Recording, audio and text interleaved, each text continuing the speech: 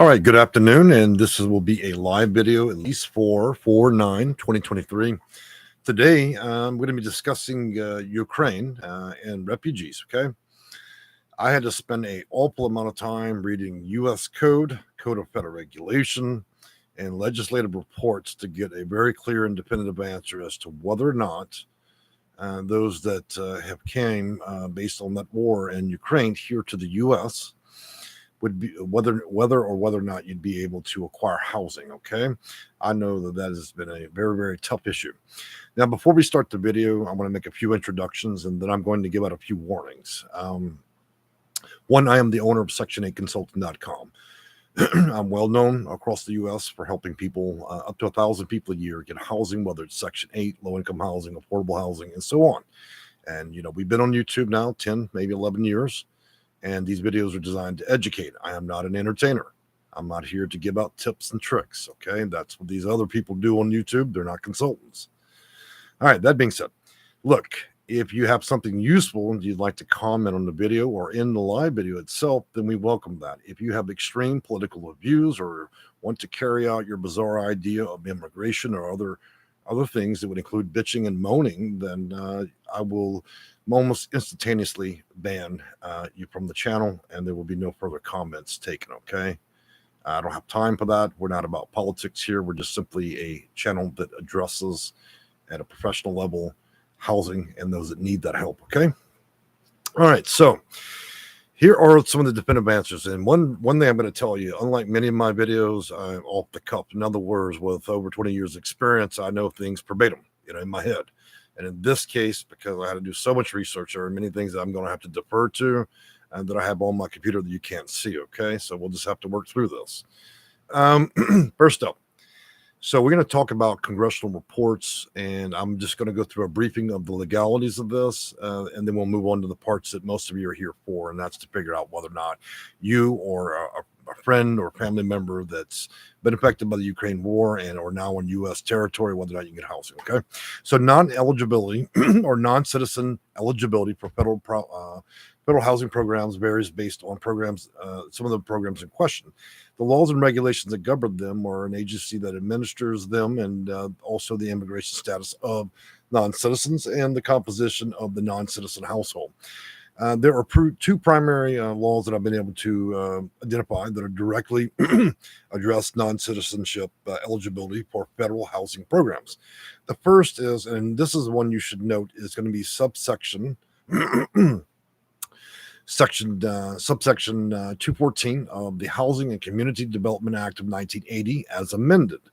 It applies to specific programs, primarily federal rent assistance programs administered by the Department of Housing and Urban Development and Indian Affairs, and Department of Agriculture under USDA, including the Public Housing Choice Voucher, Section 8 project programs and assistance programs and rural rental assistance. The law makes eligible for assistance for certain categories of non-citizens, including most categories of immigrants, while excluding unauthorized immigrants and those in a temporary status, e.g. tourists and students. The second title, IB, the Personal Relationship or Work Opportunity Reconciliation Act of 1996, or PRWORA, which is under PL 104-193, makes all non-citizens except those deemed qualified aliens ineligible for federal public benefits. So now that I've gone over that way you have some context of this, I'm going to scroll down to page 12 here, and I'm going to show you, I'm going to qualify and disqualify all those that are non-Americans. That way we can move on to the actual part of the video that most people want to hear. All right.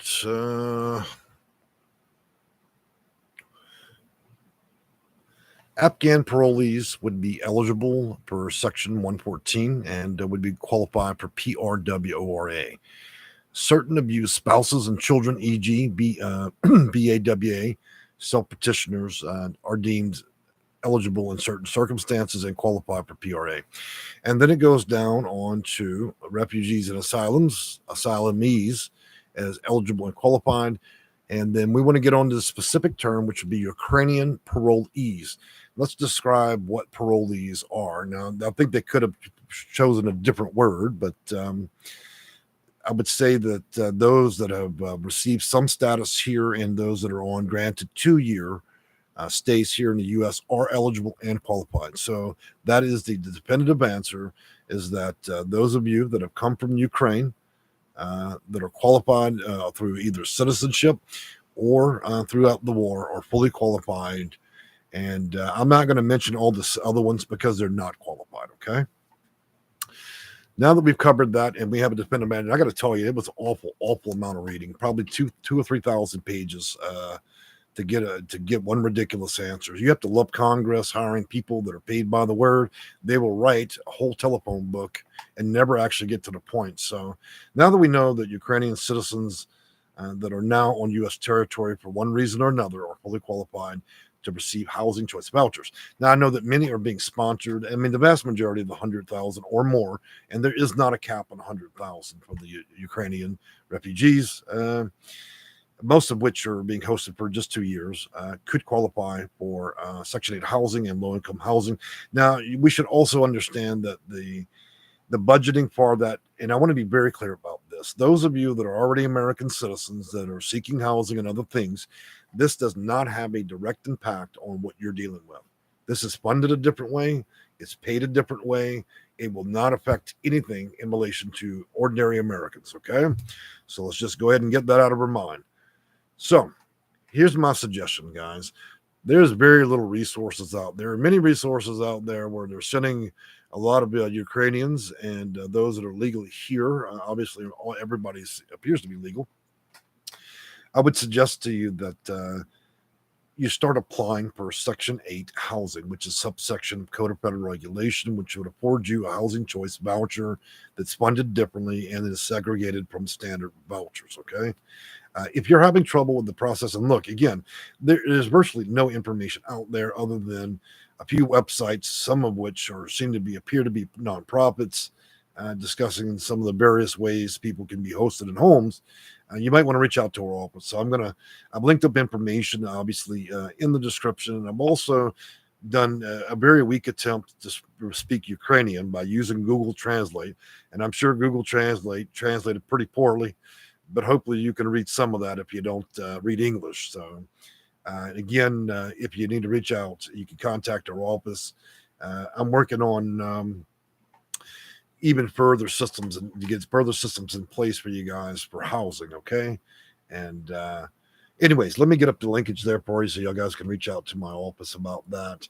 As I can see, there's really not many places dealing with the housing related issues to the Ukrainians that have been so terribly affected by a superpower like Russia, completely obliterating the country, making it unlivable almost.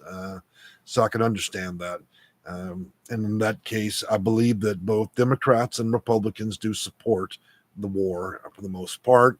There are a few extremists here in the U.S. that probably don't support any type of immigration or assistance to anybody, but that's just happens when you're dealing with toddlers, and people that simply don't yield a higher educational value.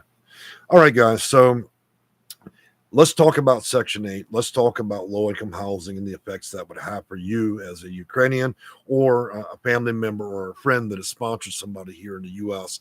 to have those folks come here.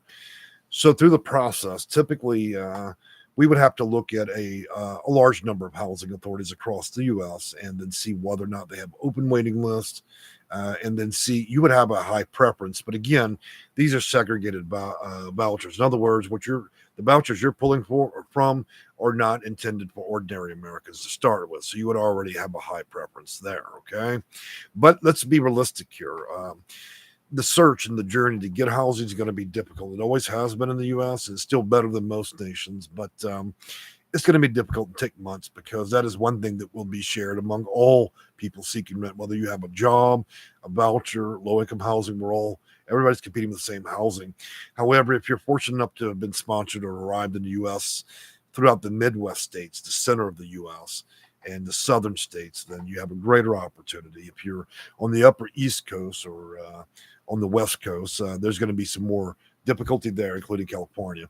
I would say that an estimated timeline to get housing, if everything goes correctly and no mistakes are made, and we're able to approach shorter waiting lists with good preferences, I would estimate somewhere between the 2 to 6 month mark.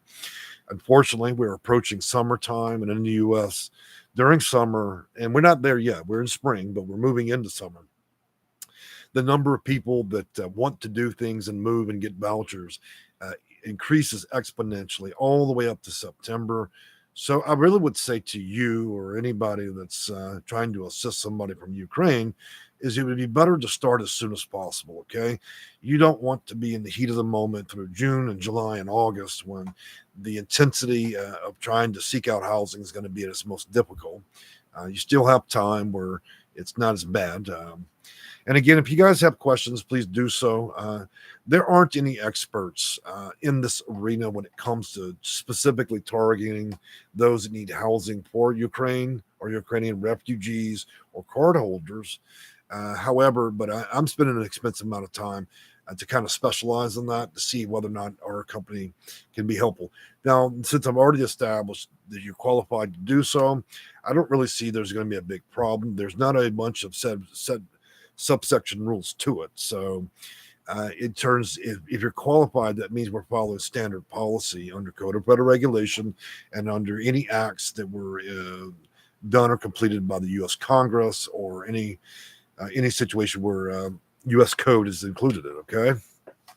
So my advice to you there is if you really want to get involved in getting a housing choice voucher or housing or get housing assistance, that you could reach out to a consultant that has a lot of experience. I mean, we do, but it doesn't have to be me, you know. Clearly, our time is not free. I mean, there's a cost, you know. I would love to do it for free for everybody, but unfortunately, I don't think the 2 other employees that I have would want to work for free, okay? However, it would be a better solution to get this quicker because many people that apply for Section 8 and housing vouchers and low-income housing end up fumbling around and they end up spending 8 to 15 years getting housing, okay? I think we have a very well-established reputation in getting the job done. However, there are some times when it's impossible, especially if you're suffering from mental health issues that may make you act irrationally while trying to get housing, or if you're unable to abstain from alcohol or drugs, prostitution, or drug activity. If those are problems, and I just doubtful anybody from Ukraine is likely here and have those problems, but that's one of the reasons that many cases could potentially fail if you're unable to, you know, act rationally. So, all right, guys, I've enjoyed talking about it. I just wanted to keep it brief, and I want to also wish everybody a very happy Easter, whether you're religious or not, okay? It's still just a good day to have the Easter bunny and do things and whatever it is, okay? I also want to bring up a separate topic for those of you know that I include a lot of my cats in my videos. No cats to see today, but I want to give you all an update. It appears that our litter of cats that are orange, and if you guys don't know it, I rescue cats, and I have a big heart for that, and it appears these kittens, 5 of them, have spina bifida, or a version of the human version, and were born without tails. The tail of a cat is an extension of its spinal cord. They very much need it. They communicate with it. And so it goes on. And later in life with cats with no tails could potentially have issues with nerve damage, bowel obstruction, and other urinary issues. So I'll bring it up. So it looks like I have disabled kittens, but we're waiting on a final verdict from the vet. So I thought I'd include that very personal part into the video that has nothing to do with housing. That's what I do best, bring up surprising topics. So, well, for all of those of you that have suffered through that war in Ukraine, I think that the U.S. very much stands behind you. We support you, and this is my way from my business of helping and supporting you, because I'd very much like you could see you guys stabilize. You should never have a bully like Russia. And I don't think it's the Russian people. I think it's the Russian government, okay? I'm not blaming people that are Russian, okay? But to bully such a small country and to attack and devastate and blow up every building so people can't even live or eat or drink is the most heinous thing I've ever seen, you know? And I've seen a lot of heinous wars, you know, the U.S. has been involved in. This has got to be one of the most heinous. I mean, we're bombing, they're bombing hospitals. apartment. I mean, these people have, even when the war is over, what's left? A parking lot. And so my heart really does go out. And I'm very proud of our allies and friends out there in Europe, especially England, and many of our European counterparts are really stepping up to the plate and really, really helping as much as they can, including those are from Italy and Poland and other countries are doing a fantastic job or the best of their ability to support as many people as they can in the Ukraine. And I'm very proud of that, to hear that, including Germany. So, guys, let me wrap it up rather than ramble on. If you need housing, you need assistance with it, you can reach out to our office, or you can see what's around Google and see whether or not there are other qualified individuals that would be able to assist you in that respect, okay? For now, have a great, happy Easter. Bye-bye for now.